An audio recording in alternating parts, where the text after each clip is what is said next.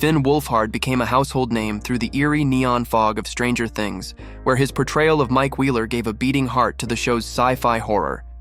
He wasn't the loudest or the strongest character, but he was the soul. With his wide eyes, cracking voice, and awkward sincerity, Finn captured the universal truth of growing up in a world that suddenly doesn't make sense. As monsters loomed, it was Mike's loyalty, fear, and first love that made the story human. In a show defined by otherworldliness, Finn brought it all home. Most young actors chase comfort roles after early success, but not Finn. He leapt from the safety of Hawkins into darker, weirder territory. In The Goldfinch, It, and Ghostbusters. Afterlife, he explored grief, humor, fear, and nostalgia, often simultaneously. Each role felt like a deliberate departure, a step further away from child star predictability. Finn isn't afraid to be uncomfortable, to take risks, to play characters who don't always win or smile. He's not just acting, he's searching. And in that search, he's found something rarer than fame: artistic identity. Away from the camera, Finn finds rhythm in distortion, feedback, and poetic noise. As frontman of the Aubreys and formerly Calpurnia, he channels his creative energy through music that feels raw, indie, and unapologetically unpolished. It's not a vanity project, it's a release. His lyrics reflect teenage confusion, creative angst, and the emotional messiness of growing up in a world that moves too fast. He doesn't write to please, he writes to express. And whether on stage or on set, he's committed to staying true, not trendy. Finn's genius lies in his ability to make awkwardness an art form. He plays characters who stumble over their words, second-guess their feelings, and overthink their place in the world.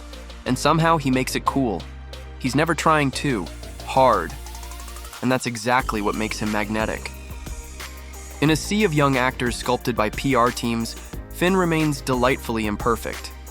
He brings the vulnerability of real adolescence to every role.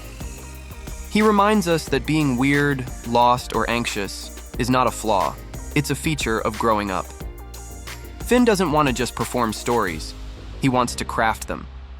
His directorial debut short film, Night Shifts, proved he has an eye for storytelling that is sharp, atmospheric, and unexpected. With moody lighting, quirky tension, and emotional undercurrents, it showed that Finn is thinking beyond acting. He's looking toward authorship. He's fascinated by what happens behind the lens, by how a scene breathes before a word is spoken. For him, cinema isn't just a job, it's a language he's learning to speak fluently. Finn is often described as an old soul, and for good reason. He's obsessed with 80s music, vintage horror, analog vibes, and directors like David Lynch and the Safdie brothers. While others chase clout, he chases atmosphere. He moves through interviews like a character from a different decade, witty, dry, elusive, and self-aware. Fame doesn't seem to impress him. He wears it like an oversized coat, cool, detached, and never too seriously. He doesn't chase the algorithm, he curates the chaos. Without shouting, Finn has become a voice for those who don't fit in. Through his roles, music, and presence, he offers validation to the kids who feel weird, anxious, or unheard. He speaks openly about mental health, the awkwardness of fame, and the importance of self-expression. He doesn't lecture. He lives his truth.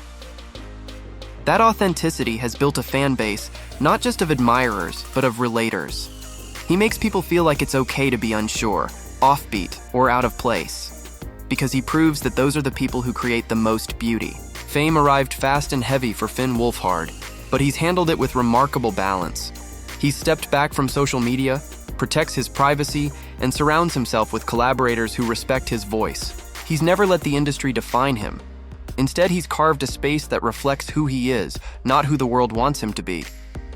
And in that resistance, he's grown into an artist, not just a star. It's not about being everywhere. It's about being true. And Finn is doing just that. Still just in his early 20s, Finn Wolfhard has already become one of the most distinctive voices of his generation through performance, sound, and story. He's charting a course that's thoughtful, offbeat, and defiantly his own. Whether he's in a blockbuster, an indie flick, or strumming chords in a garage studio, you can feel the authenticity in everything he touches. He doesn't want to be the most famous. He wants to be the most honest. And if he keeps walking that path, his legacy won't just be one of talent, it will be one of truth. While Stranger Things gave us monsters, mystery, and chaos, Natalia Dyer gave us something subtler: intellectual courage. As Nancy Wheeler, she wasn't the loudest character or the one with powers, but she was relentless. Her transformation, from soft-spoken teen to determined investigator, mirrored the show's growing darkness, and Natalia played that arc with striking restraint. She made quiet rage cinematic. She gave grief dignity. And in a cast of eccentric energy, she became the quiet flame, slow-burning, steady, and impossible to ignore. In a world that loves loud heroines, Natalia Dyer brought something different to the screen: thoughtful resilience. Nancy Wheeler broke the mold of the horror final girl. She wasn't a victim. She wasn't invincible. She was resourceful. Natalia gave Nancy a mind that raced faster than the plot and a heart that ached without needing dramatic speeches. Her scenes with Jonathan and Steve weren't just romantic subplots. They were explorations of vulnerability, choice, and trauma. Through it all, Natalia made one thing clear: you don't have to shout to be powerful. Before Hawkins, Natalia Dyer was already walking the quiet path of indie cinema. Films like I Believe in Unicorns showcased her ability to carry emotion with a glance and longing with a silence. She doesn't perform for the camera, she invites it in. Her presence is both delicate and grounded, with a stillness that lets stories breathe. Even now, with mainstream fame at her feet, she's still drawn to scripts that feel intimate, strange, and emotionally true. She's not chasing blockbusters, she's curating art. Natalia doesn't need long monologues to move an audience. Her strength lies in micro-emotions, the flicker in her eyes, the shift in her breath, the way her jaw tenses before a revelation. In Stranger Things, some of her most powerful scenes are the quiet ones, where she processes grief, betrayal, or fear not with tears, but with internal weight. It's a style of acting that requires confidence and control. She doesn't push emotion, she lets it arrive naturally. And when it does, it lingers long after the screen fades.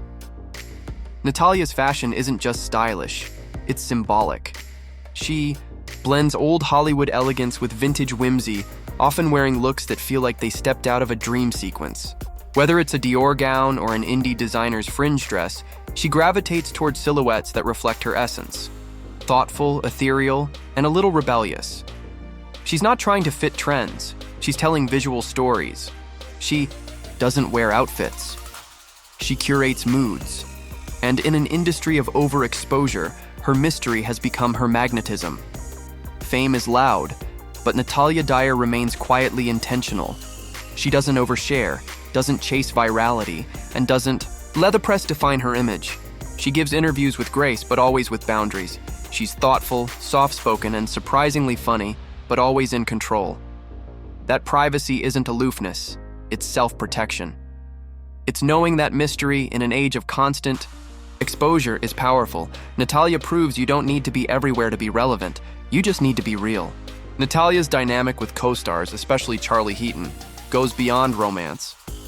Her chemistry feels organic, born from eye contact, timing, and trust. Whether Nancy is challenging Jonathan's ideals or confronting Steve's heart, her scenes pulse with subtext.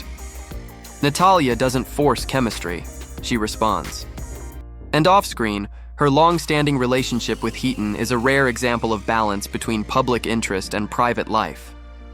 Together, they're not just a Hollywood couple, they're a reminder that real connection starts with mutual understanding.